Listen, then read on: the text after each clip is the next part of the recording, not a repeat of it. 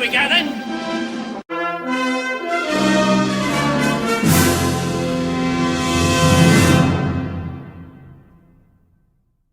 Hello guys, welcome back to Cassette Confessions for another bonus video. Today we are returning to, obviously, Thomas the Tank and Friends, and in this video we're talking about Brave Little Engines from 2003. So this is interesting because it's breaking what the rules were actually at the time when I was saying I only cover videos from 1986 to 2002. This is only a year afterwards. This is 2003. This is, you know, the series itself I've talked about, which is Series 6, came out in 2002, late 2002, obviously, and yeah, I do some pretty interesting stuff to talk about Series 6, really. So we can probably dive into it. So, interesting enough, beforehand, I do own this video. I remember getting it from Asda on its release in 2003. Why is it on here though? Well, actually, because my parents actually bought me another copy. They did. And when I looked at it, I felt like, oh yeah, you know, because I found one of the copies which I found somewhere. Obviously, I felt like, oh yeah, of course. When I opened it, it was sealed, still sealed. So this is the second copy my parents got me. So it was still sealed in its plastic wrap and everything else. Still is, really, along with stuff like Jackass the movie and everything. So, so that's an interesting thing. So yeah, so it's probably worth talking about, and also Series 6 as well. So for me, this is the last good Thomas Thatcher and Friends series, really. I mean, Series 8, 7 and 8 are a bit, you know, I'm not really a fan of those series, really. You know, I just feel a bit meh, really. Series 7's a bit meh, you know. Series 8's when the ball dropped, really. I feel like, God, you know, it's all like, you know, its quality just dropped, you know, into the ocean, really. You know, there's some interesting stuff that I talk about regarding Series 6, actually. I remember it like a fun time, really. 2002, quite an interesting time, really. I had one of the magazines actually that promoted the Fogman, and because it was coming like in you know October or something like that year. You know, it was interesting actually. I looked at it, you know, it's like all those things you do. I feel like that's amazing actually. You know, obviously new stuff, new episodes. One of the shots they included was Jack Frost with Percy's icicles on it, you know, in daylight. That never appeared on that video, strangely. I don't know if I'm actually. I'm surprised that's never actually appeared on online somewhere. You know, that advertisement for the Fogman on a magazine somewhere. Probably still have it somewhere. Probably won't put up or something. I don't know. Don't know where it is really. You know, probably gathering dust or getting water damage or something like that in the attic. Who knows? You know, but it was interesting. You know, seeing that, you feel like, oh, that's striking. It wasn't on the episode. It wasn't on the video.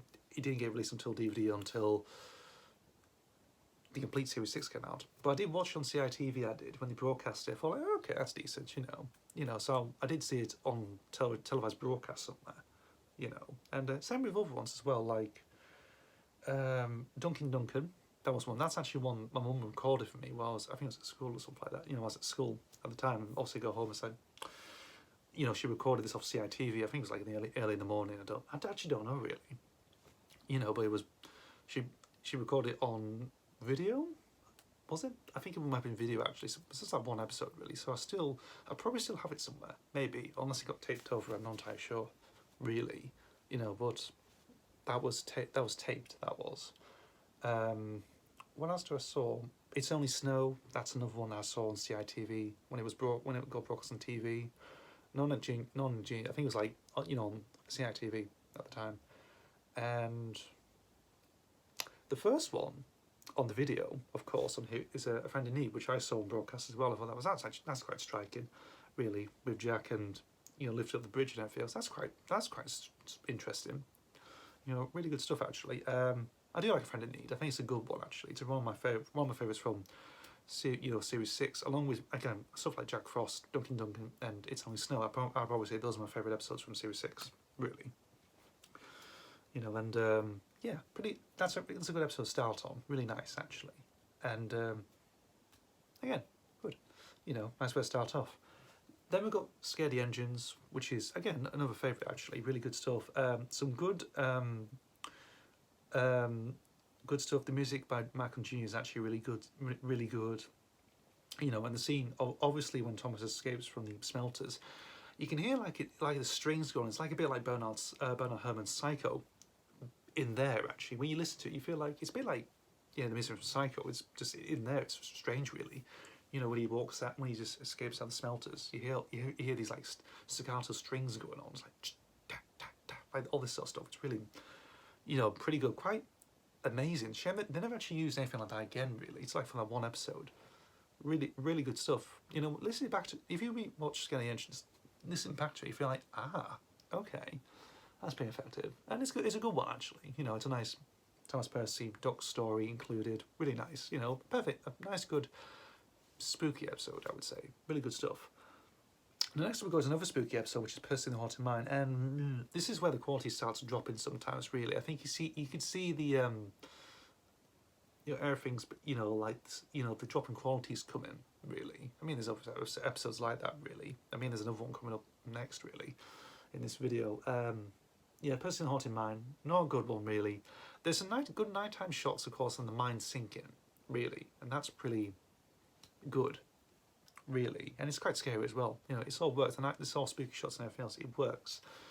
It's just the you get the characterized Percy's a bit stupid, really, and the whole thing with gnomes. I don't know, you know, and you know, and leaving trucks and stuff like that, which Unlucky Tug sort of brings up, really, you know, in a couple of videos actually about this episode. So yeah, that's about it. So it's one of the weaker ones, really. Next up goes James and the Red Balloon.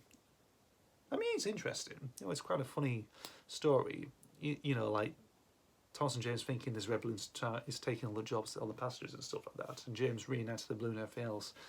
It's just one of those things, really. It's a bit of a dumb story, but it's funny in places. So I know it's like a 50-50 episode sometimes, really, on that one. There we go. That's James and the Red Balloon. Next we got is,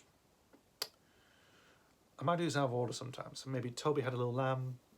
Nice winter episode. It's a good Toby. It's a good Toby episode. It's only just on his own, really. Doug has a nice appearance in it as well with his green snowplow, and just some nice snowy imagery, of course. You know, and the bridge scene again, nice little tense thing, really, which actually originates from Magic Railroad of all things, because in one of the early scripts it mentioned, like, I think Thomas is all about, you know, oh, I meet by my friends and stuff, you know, and you talk about his friends. He cuts to Toby in all the original scripts of him crossing the old rickety bridge, which obviously is used in this episode here. So they probably take some bits out of that, well, the old railroad scripts and implement it in there, really. I think it's the only time they've ever done that, really. I'm not entirely sure. Correct me if I'm wrong.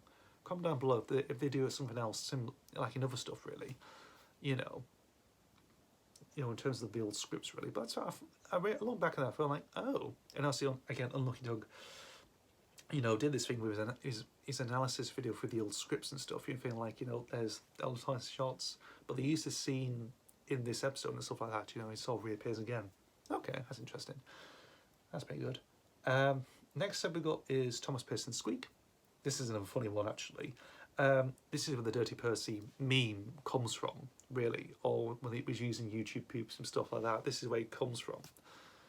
And yeah, it's pretty good. The scene, of course, when Alicia Botti screams and windows break and everything else, it's really funny.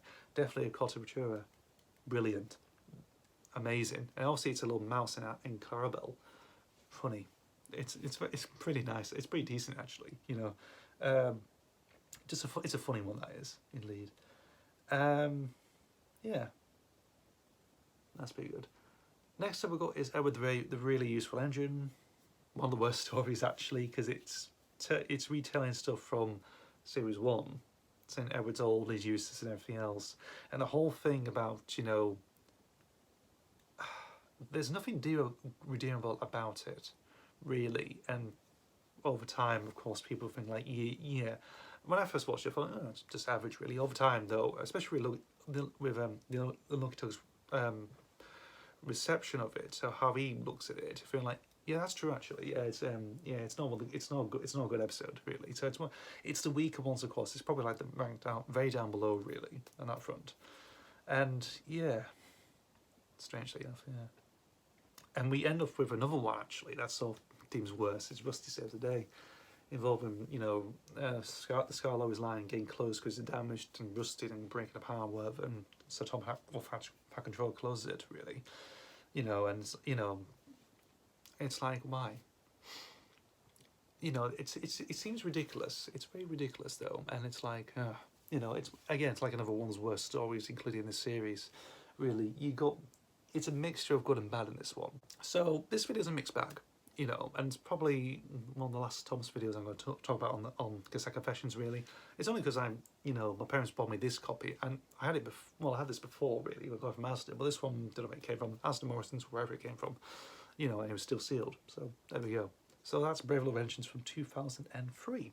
Thank you for watching, guys. See you for the next video. See you.